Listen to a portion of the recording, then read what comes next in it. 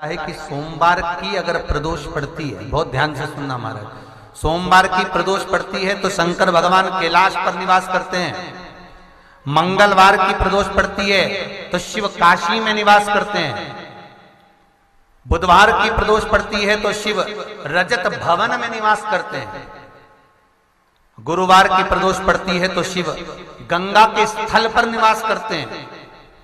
शुक्रवार की अगर प्रदोष पड़ती है तो शिव नीलकंठ पर विराजमान होते हैं। शनिवार की अगर प्रदोष पड़ती है तो शिव शमी के वृक्ष के नीचे रहते हैं। और रविवार की जब प्रदोष पड़ती है तो शिव बेलपत्र के पेड़ के नीचे निवास करते हैं। महाराज ये एकादशी शंकर से कह रही है कि आपका स्थान ये नहीं कि आप कैलाश पर मिले, उस वार को, उस तिथि के दिन, उस अनुकूल।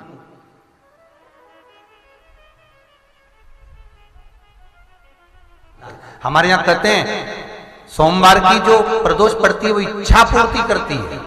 मंगलवार की प्रदोष रोग से मुक्ति देती है। बुधवार की प्रदोष कामना की पूर्ति करती है। गुरुवार की प्रदोष शत्रुओं का नाश करती है। शुक्रवार की प्रदोष सुख और शांति देती है।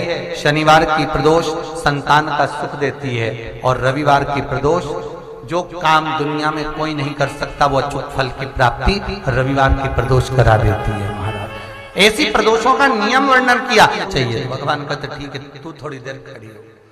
एकादशी सम्मुख खड़ी हुई।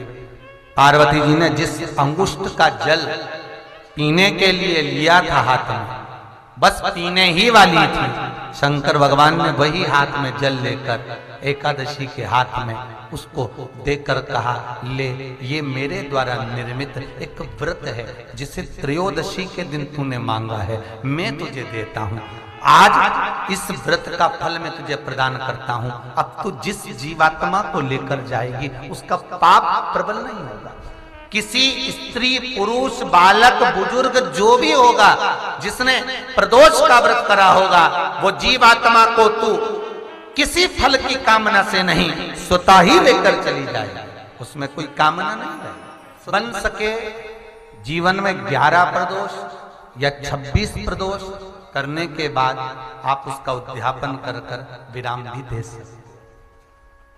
पर जीवन में एक बार प्रदोष का व्रत मौका मिले, जिस कामना से जिस दिन का भाव आपके मन में आए कि मुझे रोग से मुक्ति पाना है तो ये प्रदोष मुझे करना है, मैं रोग मुक्ति के लिए, हम जो भी आपके मन में आ रहा है, संतान प्राप्ति के लिए शनिचरी प्रदोष, आप उसका स्मरण करें।